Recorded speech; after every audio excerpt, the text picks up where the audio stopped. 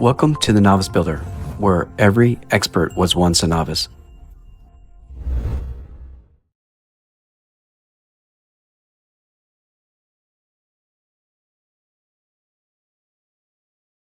Today, I'll show you the planning and design of the framing for my DIY chicken nesting boxes.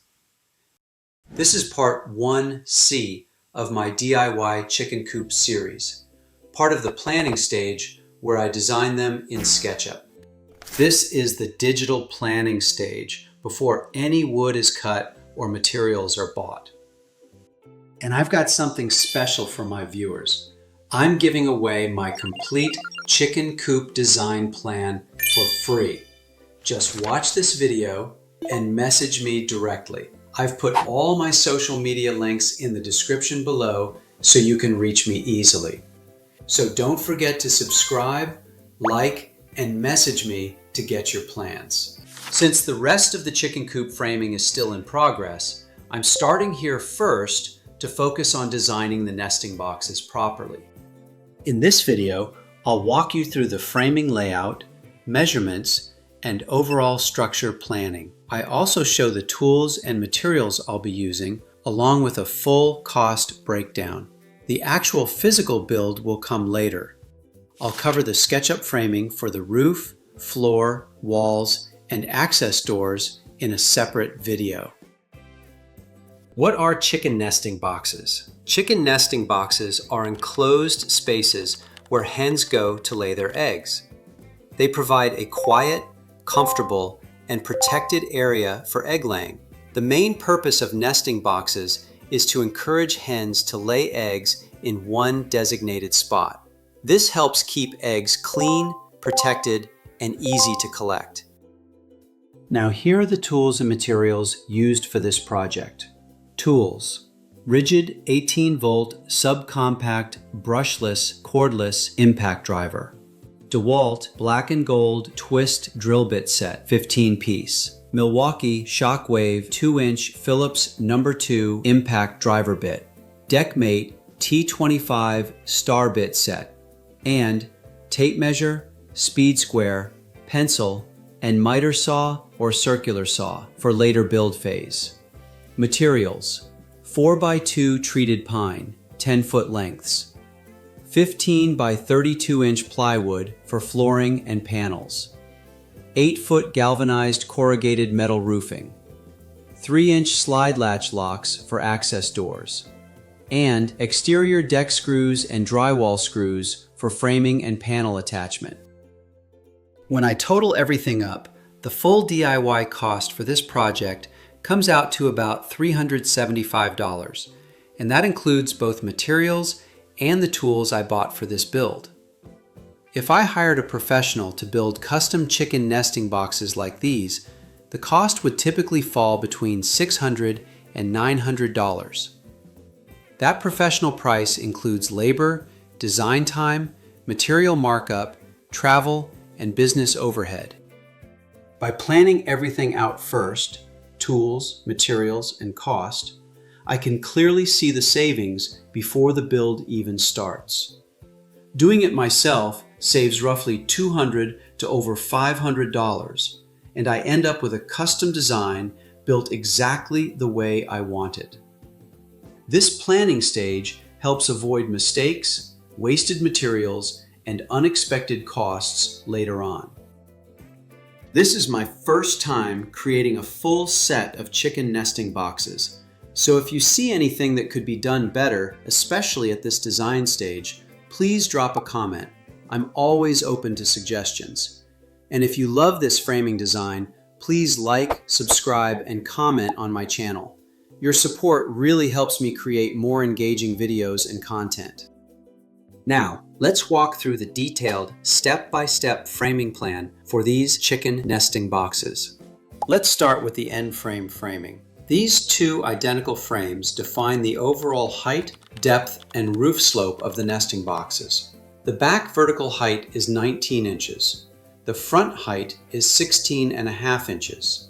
The bottom base is 17.5 inches long, and the top horizontal piece measures 18.5 inches.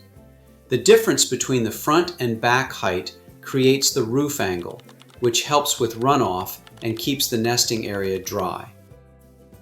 To assemble the end frame, position the front and back vertical boards on edge. The bottom base and top horizontal board fit between them. Each joint is secured using two number 8 by 2 inch Deckmate flathead deck screws. 2 screws per joint create a rigid square frame. The flatheads countersink flush for a clean finish. Repeat this exact process to create the second identical end frame. Next, the bottom side rails connect the 2 end frames and establish the full length of the nesting box structure. Each bottom rail measures 7 feet 4 inches long. These rails form the base of the frame and keep everything straight and aligned. The 7-foot 4-inch bottom rails connect the 2 end frames and establish the full length of the structure.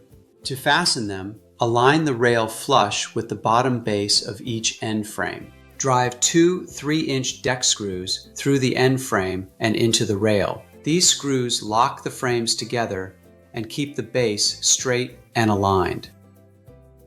Step 3. Topside rail framing. Now we add the topside rails, which tie the framing together along the upper section. These top rails measures 7 feet 8 inches long. These top rails define where the roof framing will sit. The 7-foot 8-inch topside rails tie the framing together along the upper section. Position the rail flush with the top of the back vertical posts. Secure each end with 2 3-inch deck screws driven through the vertical frame and into the rail. These top rails define where the roof framing will sit and prevent the structure from racking. Step 4. Center support framing.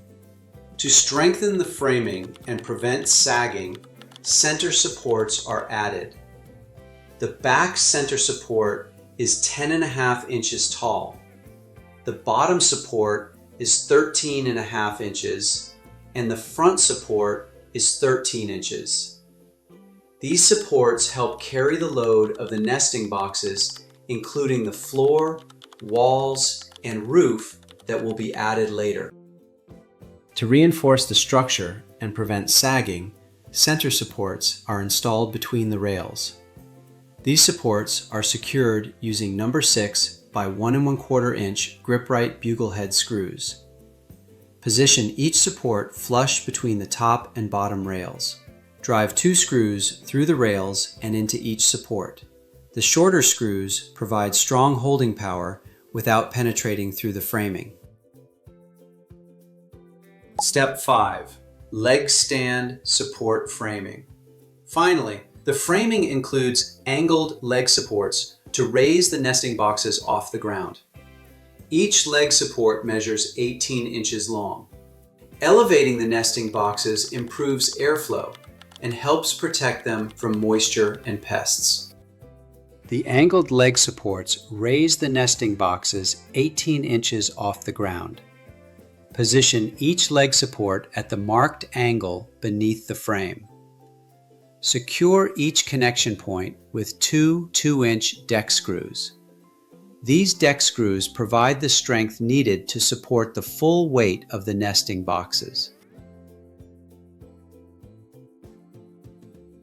This covers the main framing structure for my chicken nesting boxes and represents the first part of the planning stage. Planning everything in SketchUp helps avoid mistakes and makes the actual build much easier. In the next part of this series, I'll continue the SketchUp planning and show the framing for the roof, floor, walls, and access doors before moving on to the actual build. Be sure to check the description below for the full DIY Chicken Coop series, and don't forget to subscribe to my channel, The Novice Builder, for more step-by-step DIY projects. Your feedback means a lot, so feel free to share your questions, tips, or suggestions in the comments. Thanks for watching. Make sure to hit the subscribe button and ring the notification bell so you never miss out my upcoming project and videos.